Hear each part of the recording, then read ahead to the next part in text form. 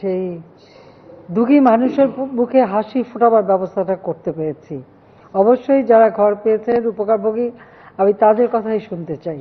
আসসালামু আলাইকুম মাননীয় প্রধানমন্ত্রী। আমার নাম জাহাঙ্গীর মাঝি, আমি একজন জেলে। আমার ঝড় বন্যায়, আমার এখানে একটা ঘর ছিল, ঝড় বন্যায় আমার ঘরের টিন নিয়ে গেছে। আমার কোনো অর্থ ছিল না মাননীয় প্রধানমন্ত্রী, আমি অনেক কষ্টে ছিলাম এবং ওই পলিথিনায় কোন রকম ছেলে মেয়েদের কিনে জীবনযাপন করতাম মাননীয় প্রধানমন্ত্রী।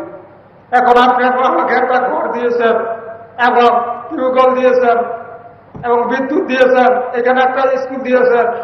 এখন আমরা অনেক সুখে আছি, অনেক শান্তিতে আছি মাননীয় প্রধানমন্ত্রী। আমি নামাজ পড়ে আপনার জন্য দোয়া করি, আপনার ফ্যামিলির জন্য দোয়া করি, যেন দেশের জন্য ভালো কাজ করতে পারেন।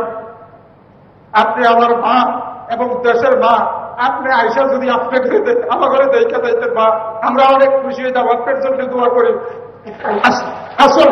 আসসালামু আলাইকুম। জয় বাংলা, জয় বাংলা, জয় বঙ্গবন্ধু। যে আমি খুবই খুশি যে আপনি ঘর পেয়েছেন।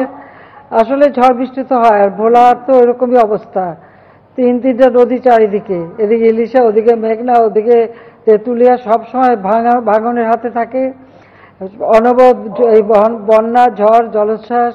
তা আমরা চাই যে এতে যেন আপনারা ক্ষতিগ্রস্ত না হন। দোয়া করেন যে আপনাদের সেবা করতে পারি। সবাই ভালো থাকেন, আপনারা সেই দোয়া করি।